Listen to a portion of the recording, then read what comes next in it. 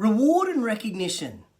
How do you reward, how do you recognize your clients, your customers, the people that have been with you for ages? The inner desire for all of us is to have a level of status, whether it be a different coloured credit card, a frequent flyer card, or something that I can brag about in front of my friends that gives me a little bit of status. What is your reward and recognition system in your business? That is the key. That is the topic for JTInTheRaw this week. Welcome to the weekly show, JTInTheRaw, show 233. I think it's 233. Pretty sure it's 233. Where I chew the thin on business, and after 32 years in business, I have just a few things to chew. And this week's show is inspired by three things. Number one, it's the email that I get from Qantas every single month telling me about my status and giving me an update based on the fact that I can't fly anywhere. Number two, I'm inspired by MyZone. MyZone is a device or a heart rate monitoring tool that we use in the fitness industry that we all have status with based off our usage and how many MEPs or points we earn each month. Inspired by them. And thirdly is we actually had a face-to-face event this week, and I've been inspired by Crown Plaza for not giving me my reward points. So let's talk about what this looks like. It's a really simple formula, ladies and gentlemen. I buy from you, I keep coming back from you, I desire some sort of status, some sort of special, because I keep coming back to you. And so, for example, good morning, Jace. Good morning, Scotty G. Hope you're well. Jace, hope you're doing well. I'm doing fine. Thank you, sir.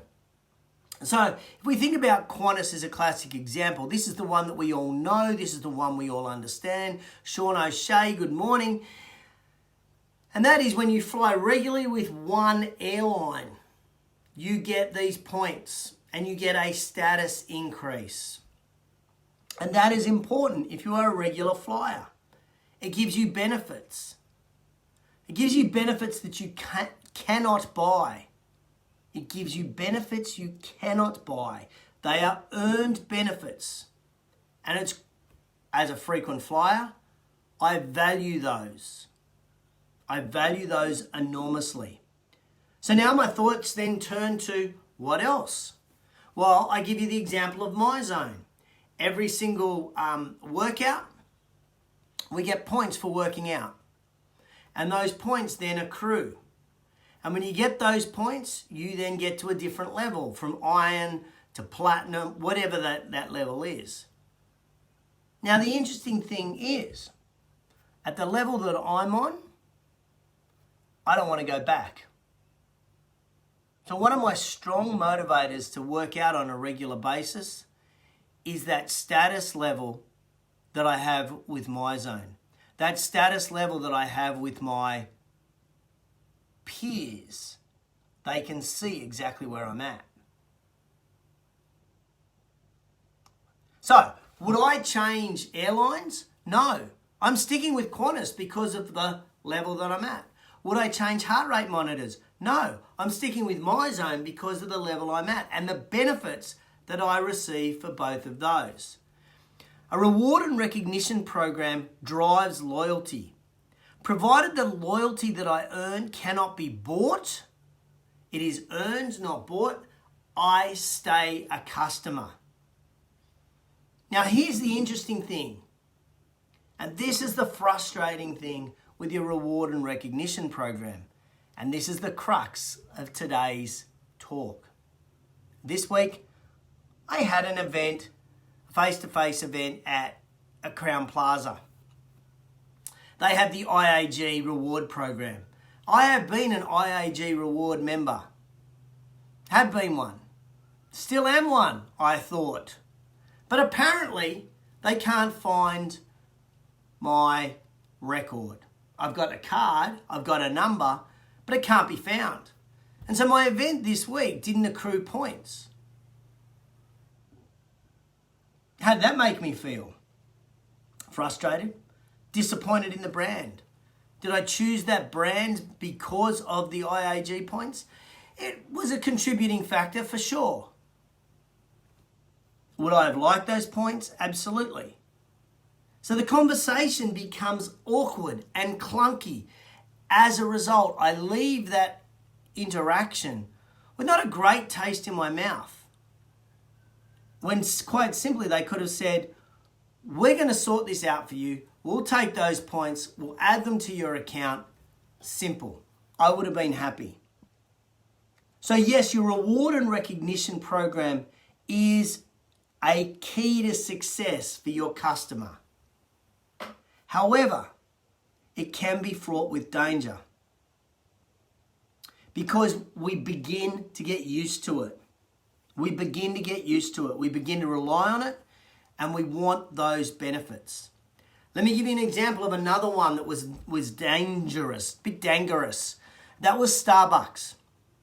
So Starbucks in the US had their reward and recognition program where you earned the right for discounts on your coffee based on the number of coffees you bought. I think that was called like the golden privilege. I think that's what the program was called. And this was probably 3 years ago, maybe 4 years ago now.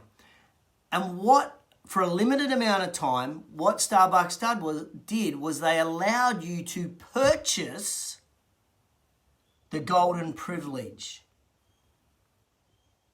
Allowed you to purchase it, prepay it. How did all of the people over here feel who earned the golden privilege feel about the golden privilege when you could just buy the golden privilege? Well, it pissed them off. And it actually had more harm in their business than success. This is the key for you, ladies and gentlemen. A reward and recognition program of your most loyal customers must always be consistent. I must always be able to earn those points. Those points cannot be bought. Now, if I look at another business, Foxtel, subscription TV business here in Australia. I think I've been with them for, I want to say 10, maybe 15 years. They have no loyalty program. They have no recognition program. So, I expect nothing from them. I expect zero from them. So what is worse? Having a reward and recognition program that is inconsistent and you screw up like IAG or like Starbucks did, or not having a reward and recognition program like Foxtel. For me, Foxtel is the winner because I have no expectations. When you launch a reward and recognition program for your customer, which I absolutely love and I think every business should in any way, shape or form, you then have to deliver on that reward and recognition program. But with Foxtel, they haven't got to deliver shit because they don't have shit. They don't have anything. So, what do I want you to think about today? Here's what I want. Is how can you reward and recognize your customers? Could it be how long they've been a customer with you? Could it be how much money they've spent with you? Could it be how many referrals they've given you? If you're a gym or a personal trainer, could it be the number of sessions they've had? I know Orange Theory Fitness do a fantastic one, which is they have a sign on the wall, and when you've been 100 times, the middle of the sign says 100 visits. When you've been to the club 100 times, you get to sign that off. So I love that. Yes, Mike, you're right. Inconsistency does equal disorganization. You're absolutely spot on. Reward and recognition will be something sticky for your customers to keep coming back to you, to remain loyal to you. But you must consistently deliver your reward and recognition program. I tip my hat for Qantas. It's been a horrendous year for all airlines. and working out how they were going to maintain those status points for people would be a nightmare. Their communication has been clear, concise, and very empathetic to why we haven't been able to travel and the pandemic. My Zone, clear, concise, and very empathetic to how we haven't been able to accrue our MEPs. I honestly believe for us to keep our customers, reward and recognition programs are clear differentiating factors that will strengthen our business and keep us sticky for your customer. What are you developing? What is your plan? What is your strategy around keeping people bound in by earning status, not by buying status? I hope you enjoyed today's show. If you got any value out of the concept of recognition and reward programs, whether you're watching live or on replay, hit me with a thumbs up, hit me with a love heart. And if you know anybody that could get value out of it, either hit one of the share buttons or tag them in the comments below. Every week I jump on and try to share a few thoughts to help you with your business. Today's has been focused around reward and recognition programs for your regular customers. Remember, once you launch it, continue to deliver it. If you're never going to have one, be like Foxtel. I have no expectations, so you meet my expectations. Once you set them, then I want to make sure that I always achieve them. Mike, love to hear that. Great info I can use for my new business. Yes, sirree, you can. Hope you're all well. Hope you're doing safe. Keep washing your hands. Keep physically distant, but still stay socially close. I'll catch you on the flip side.